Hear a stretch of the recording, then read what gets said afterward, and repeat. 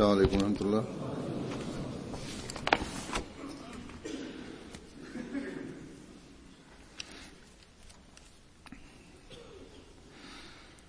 أشهد أن لا إله إلا الله وحده لا شريك له وأشهد أن محمدا عبده ورسوله أما بعد فأعوذ بالله من الشيطان الرجيم بسم الله الرحمن الرحيم الحمد لله رب العالمين الرحمن الرحيم مالك يوم الدين إياك نعبد وإياك نستعين اهدنا الصراط المستقيم صراط الذين أنعمت عليهم غير المغضوب عليهم ولا الضالين.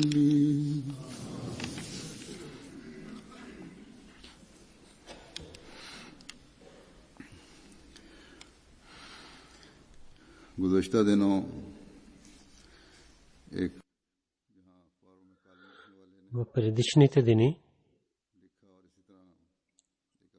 един човек написал статия в вестника и така и в Австралия един политик каза, че исляма, в учението на исляма има учението за джихада и за другите заповеди. Заради тези неща мусулманите станаха терористи.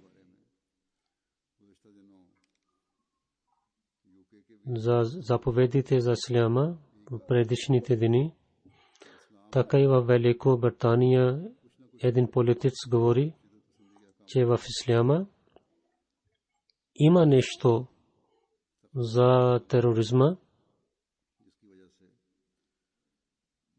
има за насилие, заради който мусулманите се обръщат към тероризма.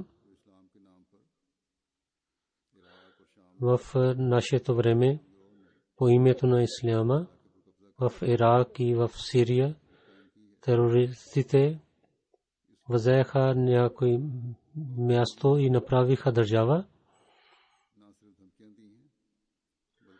И западните държави не само те казаха за атентатите, но също нападнаха и убиха невинните хора. И в предишните проповеди аз говорих за тази тема. Това нещо, където хората се страхуват от тези неща, там онези хора, които са лидери в различните държави, не знаейки или за мислейки против исляма, те така говорят против исляма. Хората, които пишат и казват, те също казват, че наистина има жестоко насилие в другите религии, но техните вярващи или не подчиняват това учение, или те промениха с времето това учение и както времето се нуждае, така те промениха своето учение. И така те казват, че нека да има промяна в Корана Карим също, както времето се нуждае. Но това ние гледаме, че чрез тяхното религиозно учение сега не е от Бога. Това учение сега е от хората, които те сами промениха, и това трябваше да стане, защото за тези учения да бъдат вечни до страшния съд, това не беше обещано от Бога, че те така ще оставят. Но в Корана Аллах е зовил така: инна нахну наззална зикра ва инна лаху лахафизун, че този Коран ние откровихме и ние ще пазим този Коран. И така той направи така, че Коранът да бъде спазен. Обещания Масия алейхиссалату вассалам е тълкувал в своите книги този стих.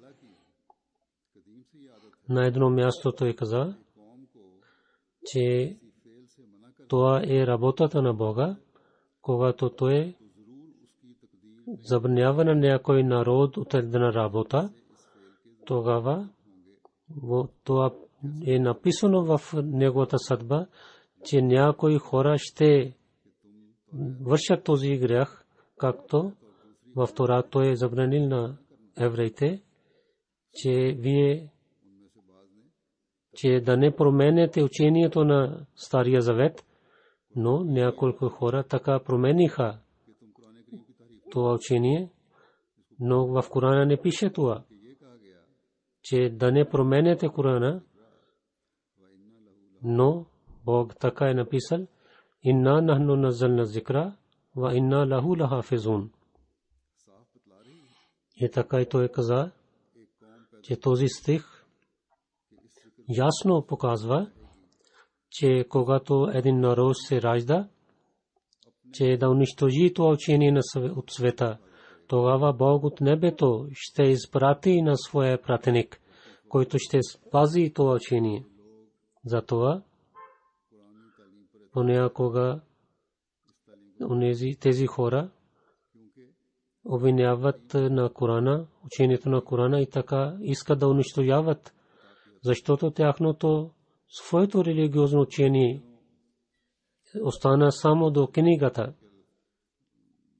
В предишните дни с различните начини, чрез съобщенията в WhatsApp, там имаше една малък филм, в който двама момчета, вземайки една книга в своите ръце, където напише се Коран, показваха на хората и четейки показваха тази книга, че какво е това учение. И различните хора по улиците те питаха, взеха интервю на различните хора. Всеки, който знаеше, че това е учението на Корана, че той посуваше на Корана, на учението на Корана.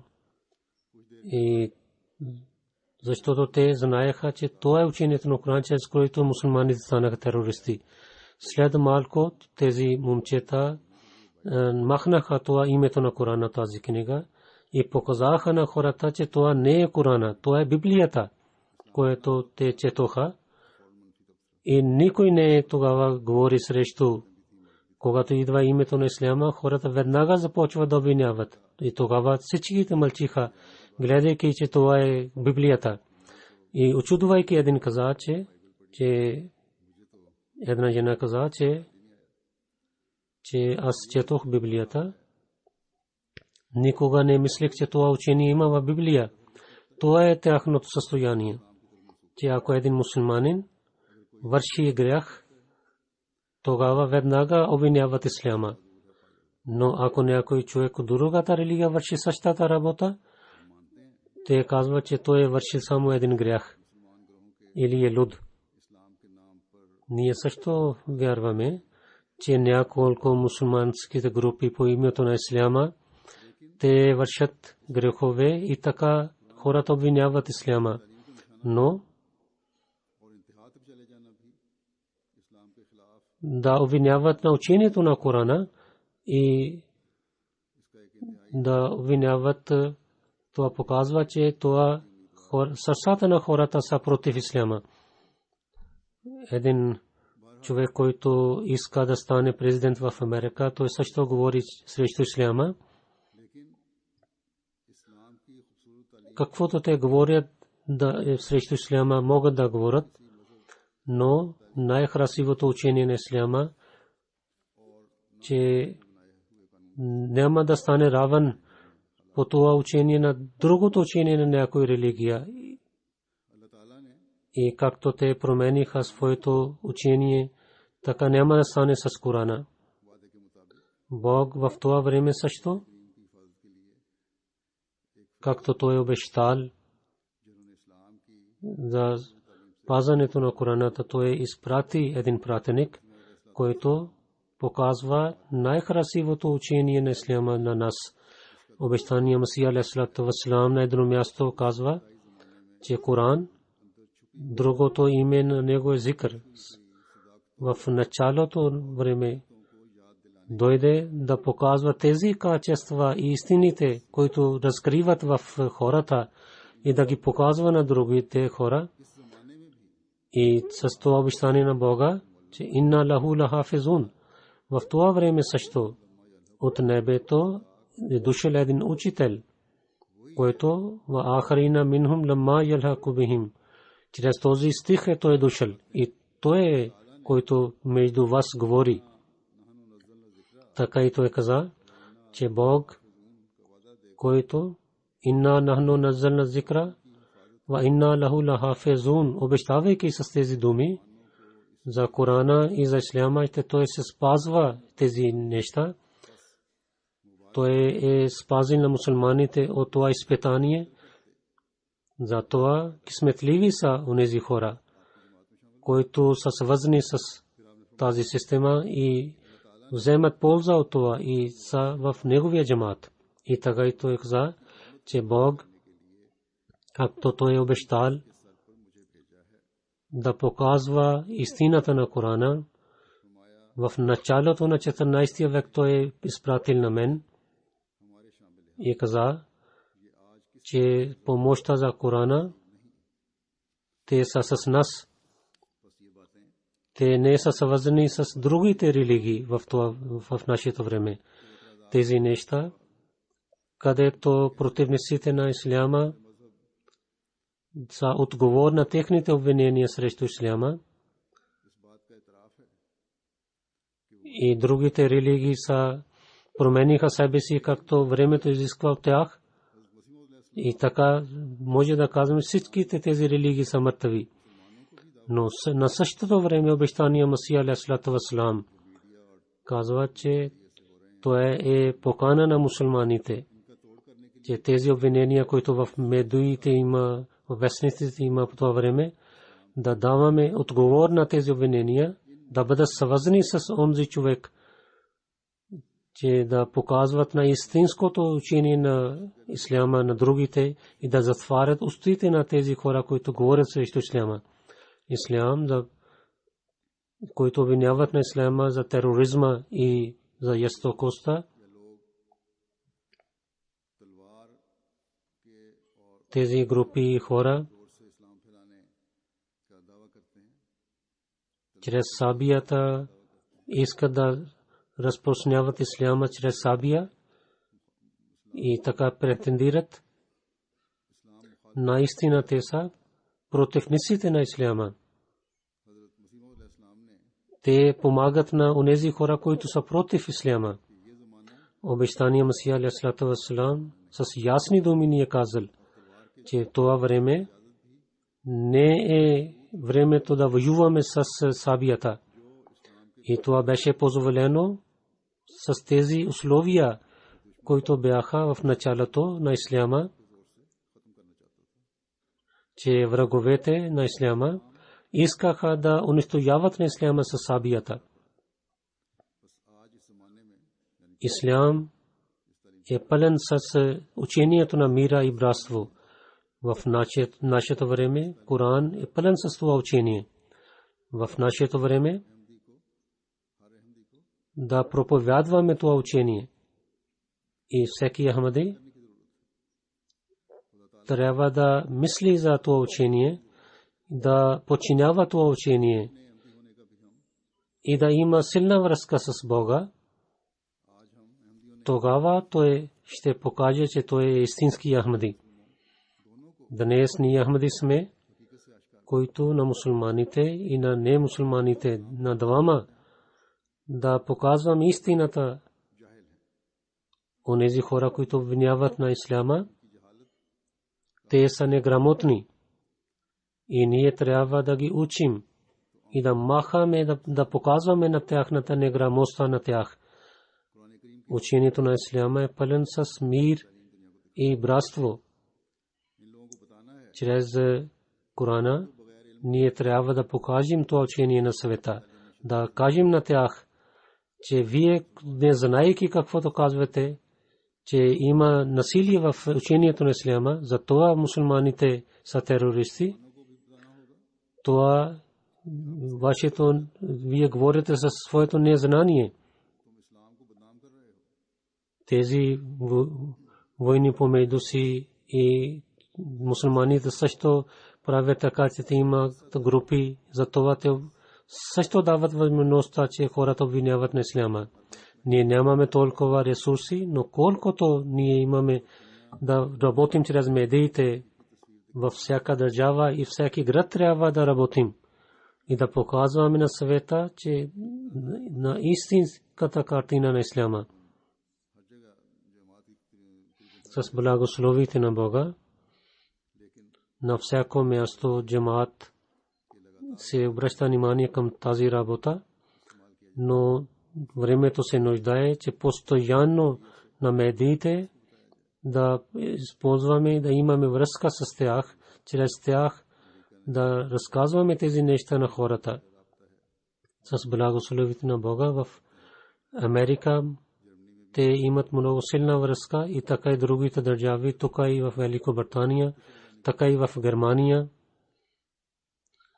Те трябва да работят повече и да имаме повече връзки с хората.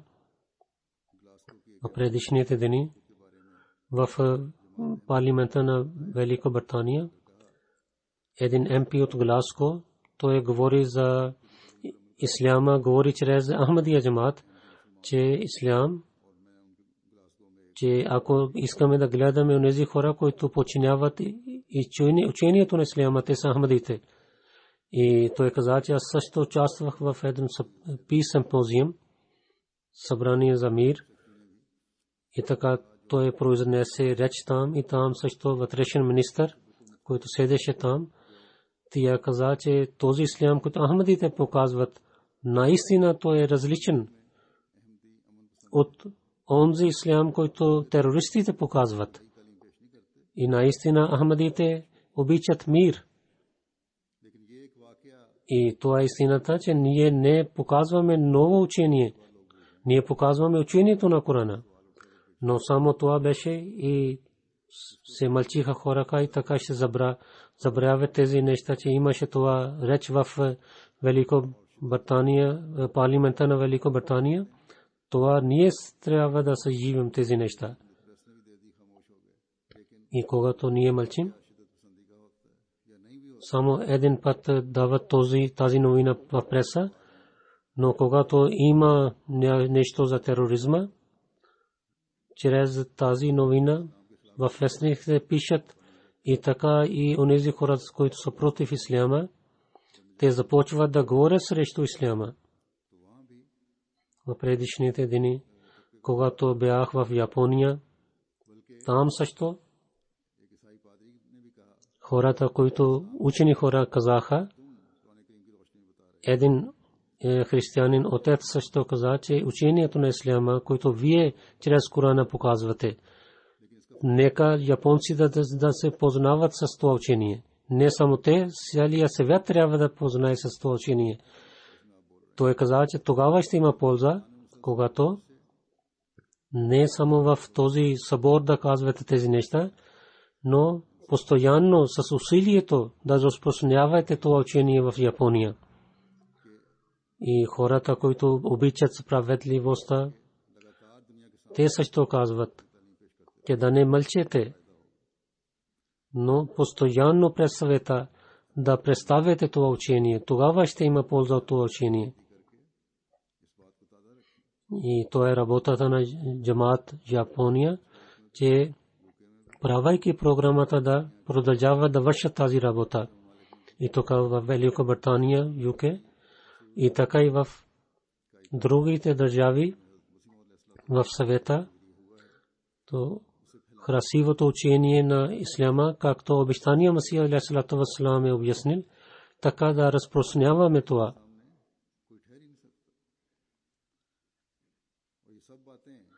Това красиво учение няма никой отговор срещу това учение. И тези всички неща той ни каза чрез учението на Корана. И това също има в литературата на джамата. Бог за истинското тълкуване на Корана, за проповед и за разпространяване на това откровение и за спазването на Корана, той е изпратил на обещания Масия алейхиссалату вассалам, както той е претендирал. Той в своите книги и в речи много пъти той говори за тази тема. Затова в нашето време за спазването на Корана, тази работа Аллах взел от него от обещания Масия алейхиссалату вассалам. И същата работа е на всеки Ахмади, че на всичките хора в света да разпространяват това общение. На всяко място, вършейки тази работа, влизайки в бейт на обещания Масия алейхиссалату вассалам, така да продължава своята работа. Сега ще ви дам няколко примери, които показват истинското учение на исляма за мир и за братство. В Коран на едно място Аллах казва: ла икраха фи дин, в религията няма насилие. И така и каза. Сега Хазур цитира стих: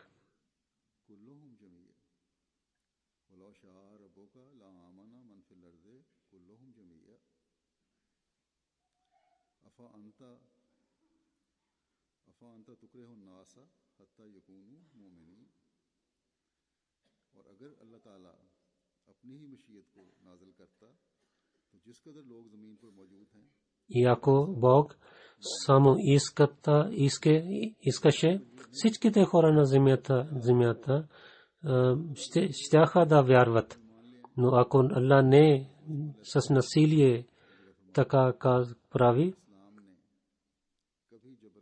обещания Масия алейхиссалату вассалам каза на едно място, че ислям никога не е учил за насилие. Пророк саллаллаху алейхи ва саллям също на него Аллах казва, че ако Аллах искаше,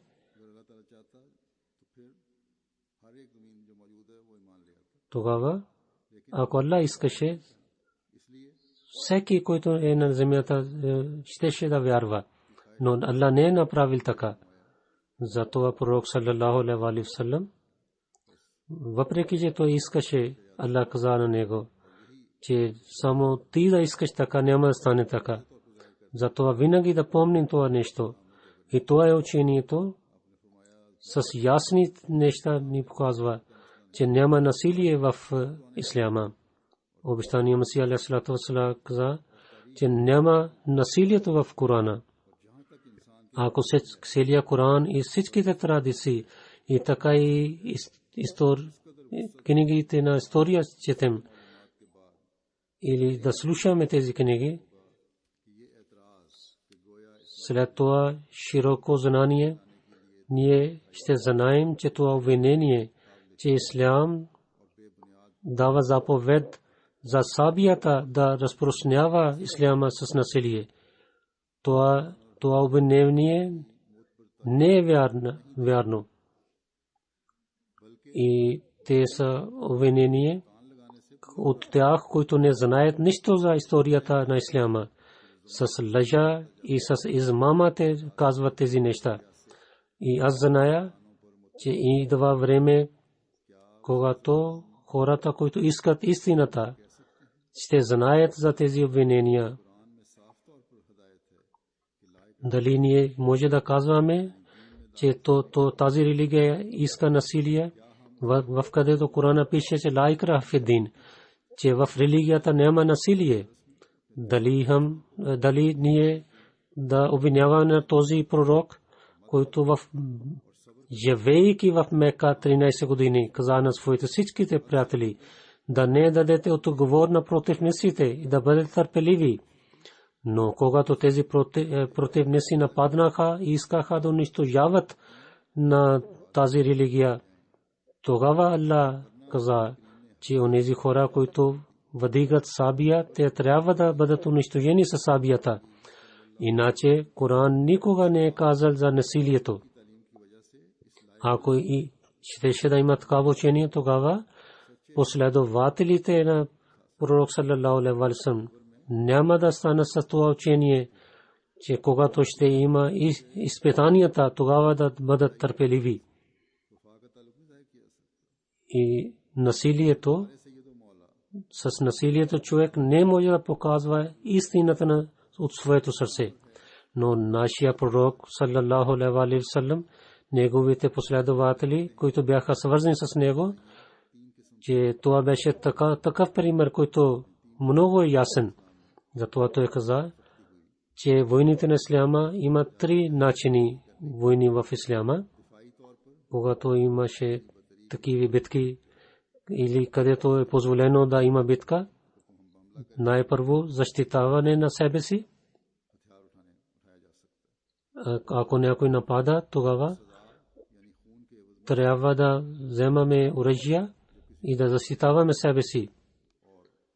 На второ, когато е наказание, когато някой човек е убил на някой, тогава има наказание за него. Тогава, като дали е война или няма война, тогава има наказание. И на трето място, когато спазването на свобода и онези хора, които така убиха на невинните мусулмани, срещу тях, че хората убиваха на мусулмани, защо си станал мусулманин? И ти си променил религията, за това ще ти убиваме на теб. Тогава Бог каза, че те убиват на мусулманите, за това воювайте срещу тях. Той каза, само тези 3 условия има, където е позволено да воюваме. Освен тях не е позволено да дигаме сабия. В Корана ясно пише, че няма насилие в религията. За разпространяването няма насилие. И да дадете добри примери на хората, чрез това добри примери да проповядвате за учение. Да не мислете в началото, сабията беше позволена, но това беше само за защитата от враговете. Или това беше само за мир. Защото в религията това не беше целта да има насилие в религията. Онези, които мусулмани са, те само мислят, че трябва да разпространяваме исляма чрез сабия. Те нищо не знаят за красивото учение на исляма. И тяхната работа е като животните. Затова и Коран, където Коран казва, зови, че няма насилие в Корана, това е отговор на тези хора, които обвиняват. Онези хора, които мислят, че хората така само обвиняват на исляма, както ви казах, че има много учените хора и така и един отец каза, християнин, че учението на исляма за мир трябва да разпространявайте това учение в света. И така избъдва думите на обещания Масия алейхиссалату вассалам, когато хората казват, че да проповядвате учението на исляма, те хората ще знаят за истинското учение на исляма. Но на същото време ние обещания Масия алейхиссалату вассалам също е посъветил, че да проповядвате истинското учение на исляма. И тогава ще стане това, когато ние ще имаме знание за това. Да увеличавате знанието за религията. И второ, че да дадете добри примери на хората. Давайки тези добри примери, хората да се обръщат към нас. И това е задължението на всеки Ахмади да показва добрите качества на Корана и да върши тези добрини и така да даде добър пример на хората и те да се обръщат към учението на Корана.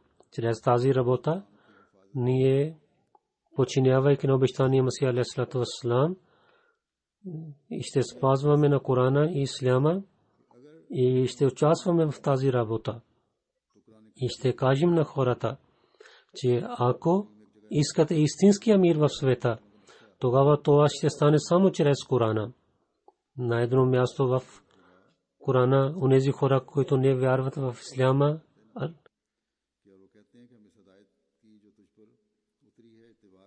те казват, ако ще подчиняваме това учение, което Бог не дал на теб, тогава хората ще ни изгонят от нашите домове. Затова трябва да мислим, че те невярващите, които обвиняват учението на Исляма, заради това, че ако ще подчиняваме, вярваме на Корана, тогава, който е учението на мира и братство, тогава другите народи ще нападат на нас. Затова учението на Исляма е само за братство, за мира. За мир и за братство и за любов е това учение. Ако няколко групи не подчиняват това учение, те са некъсметливи хора. Коран наистина има при тях също, но те не подчиняват учението на Корана. Заповедите на Корана, както трябваше да спазват, така те не спазват. Спазването на учението е свързано с обещания Масия алейхиссалату вассалам и с неговия джамат. На светата ние с нашето знание и за делата ще покажем, че хората да не страхуват от Исляма, но трябва да се страхуват от онези хора, които са против Исляма.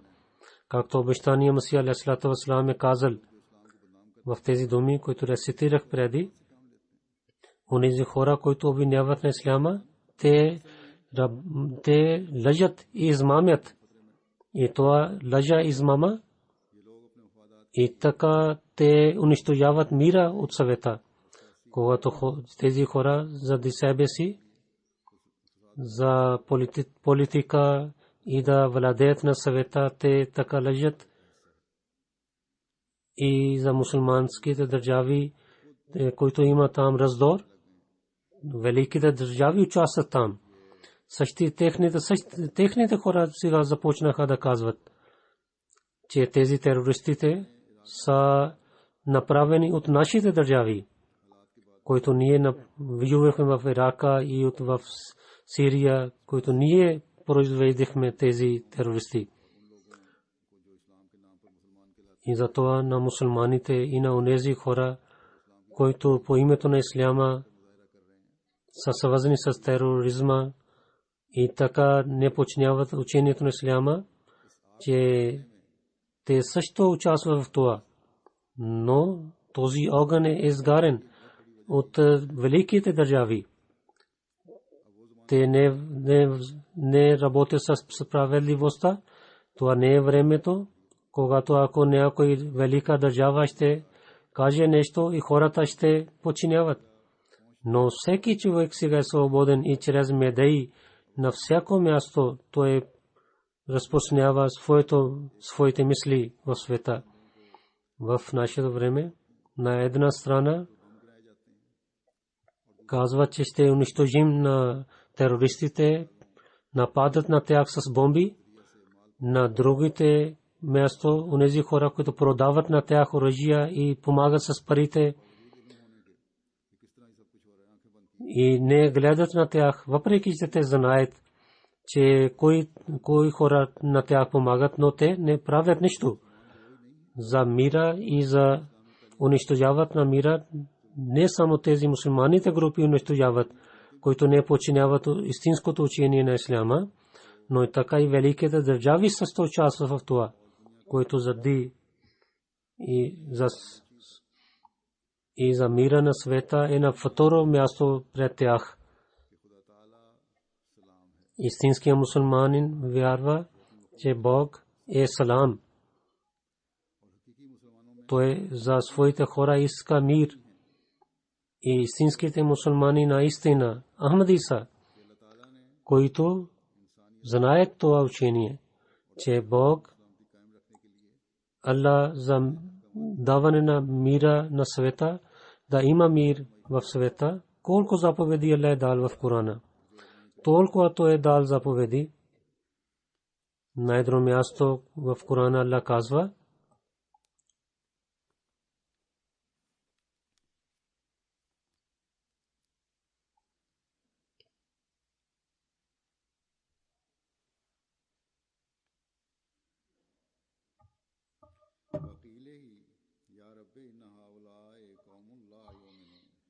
Hazur citira stih: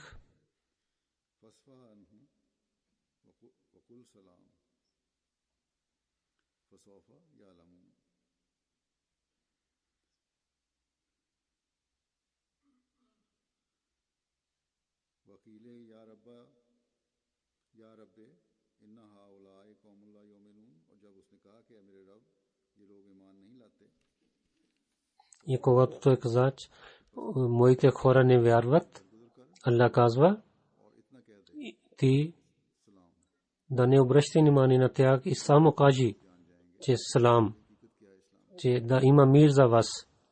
И наистина те ще знаят за истината на исляма. И това е учението на Корана. И когато пророк саллаллаху алейхи ва саллям и призови за Бога и хората отказват,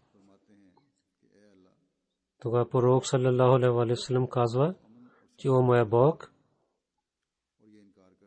аз вика на тях към мир и за братство, но те отказват.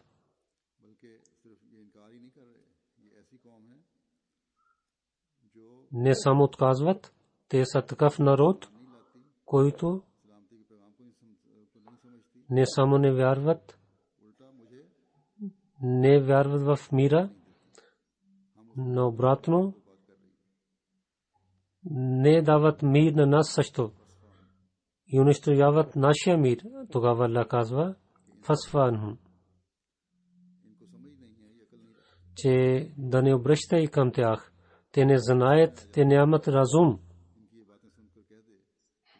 Те се ядосват. Слушайки техните думи, кажи, че аз съм докарал мир за вас и моето освобождение за мира. И това ще ви дам винаги. Зато пророк саллаллаху алейхи ва саллям, на него Бог е дал този заповед в Корана, че ислям на противниците на всичките техните жестоки неща гледайки,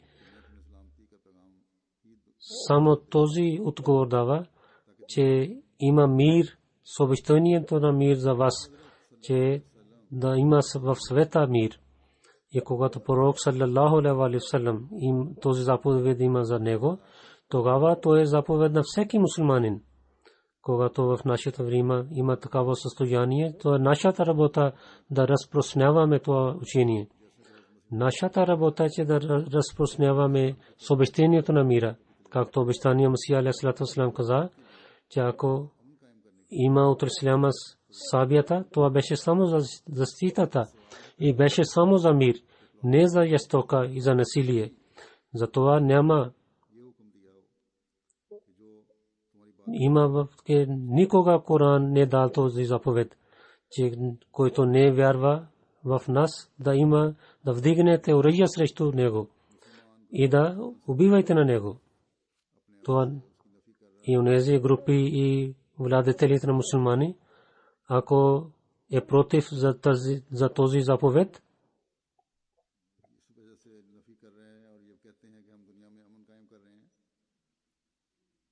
и те казват, че ние разпространяваме мира в света, тогава той не е истинския ислям. Те са техните работи, които те показват. Или те са работата на великите държави, които така вземат тази работа от мусулманите и така и също обвиняват на исляма, че това е учението на исляма. Един истинския мусулманин и човек на Бога, неговото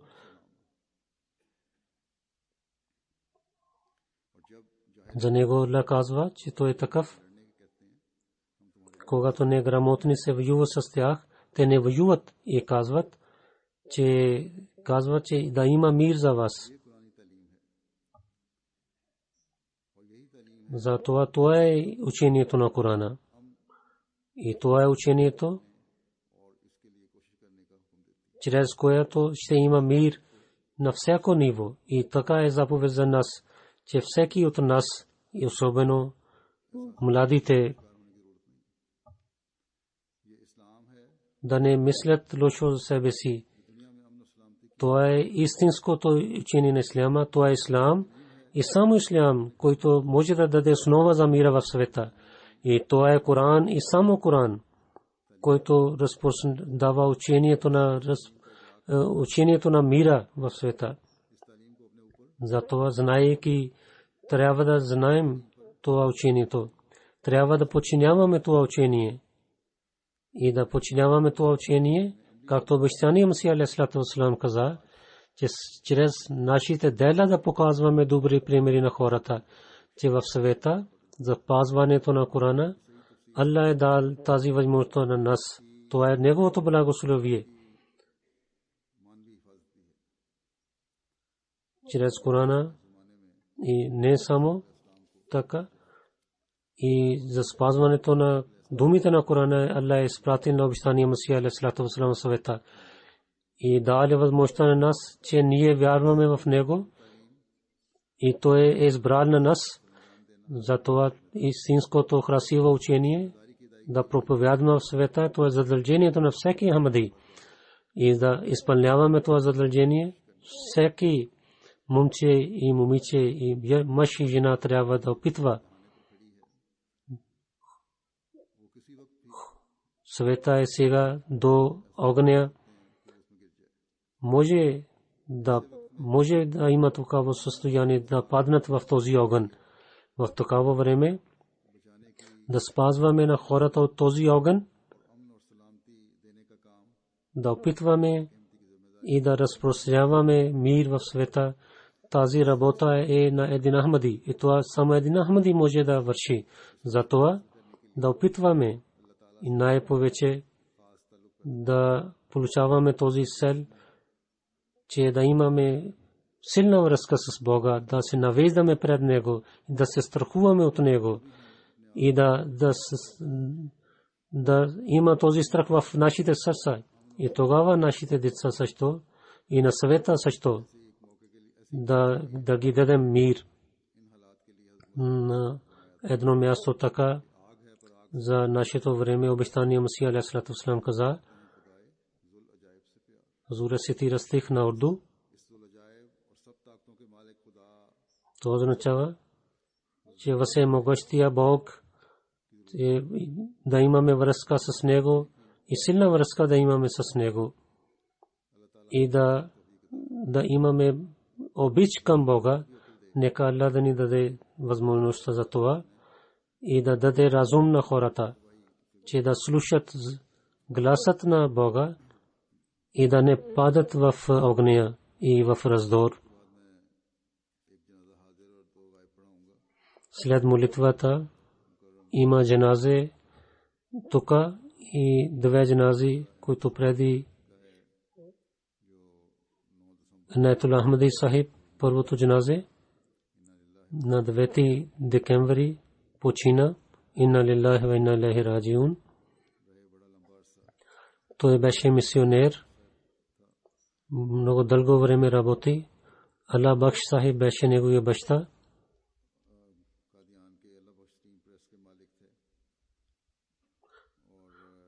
Който беше собственик на преса в Кадиян. Анайтулlah Ahmadi Sahib се ражда януари 1920 година. 5 годишно беше, когато дойде в Кадиян и там завърши основното учение в Талимул Ислам училище. И така и в стана клерк в армията и отиде в Африка. През 1944 година той стана мисионер и в Източна Африка той започна своята работа като мисионер. И до 1979 година той работи. Когато стана 60 годишен, тогава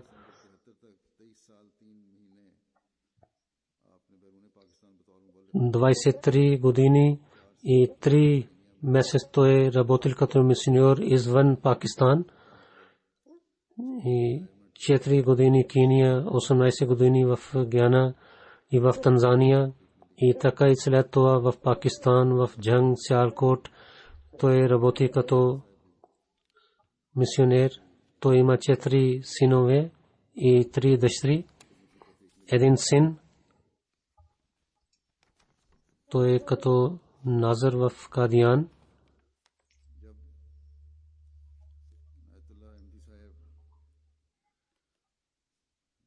Когато Анайтулlah Ahmadi Sahib беше в Танзания, когато там стана много работа, тогава втория халиф Разилат Ранхо с шейх Мубарак Ахмед Сахиб за неговия помощ изпрати мисионерите. Той също беше един от тях, Чодри Анайтулlah Сахиб. Той там работи. И така и когато превеждаше шейх Мубарак Ахмед Сахиб превеждаше Коран на свахили език, втория халиф като неговите помощници също беше Чодри Анайтулlah Сахиб. Молана Джалалудин Сахиб също беше камър. И така той е помогнал да превода на Корана в свахили език. В Дарусалам той също беше глава на мисионерите за 3 години.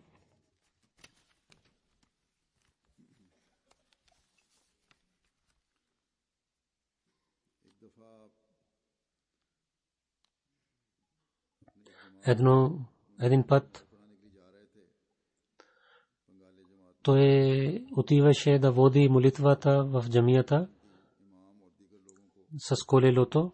Някой Ахмади каза, че не Ахмадите със своя имам ходжа да нападнат на джамията, да изгарят джамията. И затова вие да не отивате в Бенгала. Но той отговори, че аз ще отида там. И той така продължи с колело да пътува към Бенгала.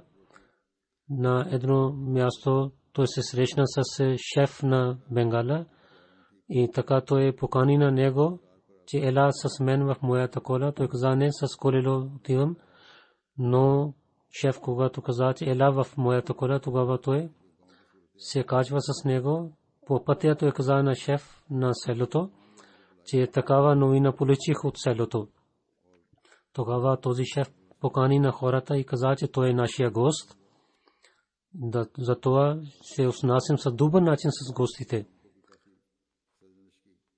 И той каза, че ще помага на него.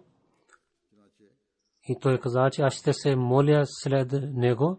И така, когато дойде време за молитвата, той се моли с него в молитвата. И той имаше много хубава връзка с хората. Нека Аллах да увеличава неговото място в рая и неговите деца да бъдат свързани с джамата и с халиф, системата на хилафът. Второто джаназе Молви Башир Ахмад Сахиб Кала Афгана, който беше дървеш в Кадиян. Той беше 87 годишен. Той почина. Инна лиллахи ва инна илайхи раджиун. Молви Башир Ахмад Сахиб в за своя живот той казва, че от неговото село един човек дошъл в Кадиян. Той каза, че в Дера Баба Нанак бях и търсих работата. Тогава моят приятел изпрати съобщение, че изоставяйки моята работа, аз искам да работя друга работа, ти да идвай тук на моята работа. Тогава през 1946 година той дошъл в Кадиян и продължи да работи там. Той каза, че когато дойдох в Кадиян, не знаех нищо за Ахмадия джамаат. На един Ахмади каза, че да ми кажи за една джамия, където Ахмадите да не се молят. Той каза, този немусулманин каза, че отива в джамията Акса. Той каза, отидох там, гледах хората се молят, четат Корана и много се радвах, че много е красива нашата джамия. И няма да отида в джамията на Кадияните, на Ахмадите. Но някой ми каза на мен, че това е джамията на Ахмадите. И един ден отидох в джамията на Херарите и мислих, че няма да идвам пак тук. И така се запознах с един Ахмади. Той ми обясни за Ахмадия джамаат и даде на мен една книга Таблиге Хидайет и другите съписания. И така аз учих за Ахмадия джамаат през 1900 и така стана Ахмади. През 1947 година, когато раздели Пакистан от Индия, втория халиф каза, че момчета да идва в Кадиян за защитата. Тогава той каза, че аз също участвам в тази работа и стана дървеш. След бейт неговите родители и роднините станаха против него. И когато раздели Пакистан от Индия, те казаха, поканаха на него, ела с нас в Пакистан. Той каза, че моите родители също казаха на мен. И но аз отказах и моята майка плачейки каза на мен, но аз заради религията не оставих моята работа. Той каза, че моята майка толкова е разплакала, че тя стана сляпа. През 1952 година той се жени с една жена, от която той има двама синове. Шуайб Сахиб е Назир Бейтул Мал Хач в Кадиян. И така и един роднина също е мисионер. Той е работил като мисионер в селата в Махарашта, Карнатик. Той много проповядваше и напишеше някъде, че имам Махди е дошъл и хората да четат и така той започваше да проповядва на хората. И също той е работил в различните офиси. Бил е менеджер на вестник Ал-Бадър и така и в Лангархана и на другите места той служил. Той имаше много връзки с хората в различните офиси и така хората уважаваха на него. Въпреки че беше стар, но винаги идваше в джамията да се моли. В този ден, когато той почина, той беше дошъл в джамията за Зохр и Аср молитвата. Много се молеше и гледаше истинските неща. Много добър човек беше. Новите мисионери и бъдейки с него, много учиха от него. Нека Аллах да увеличава неговото място в рая и неговите деца да продължават да вършат неговите добрини. Третото джаназе Саида Канта Бегам Сахиба, която е майка на доктор Тарик Ахмед Сахиб, който е началник на нашата болница в Кадиян. Тя почина и на лилlah и на лилlah раджиун. Много добра и помагаше на бедните. Праведна жена беше. Възпитаваше на своите децата и грижи се за тяхното учение. Неговия съпруг беше много беден, но той помагаше на своите роднини и тя също беше със своя съпруг и помагаше на своя съпруг да помага на другите роднини. Нека Аллах да увеличава нейното място в рая и да продължават нейните добрини в нейните потомства. Амин.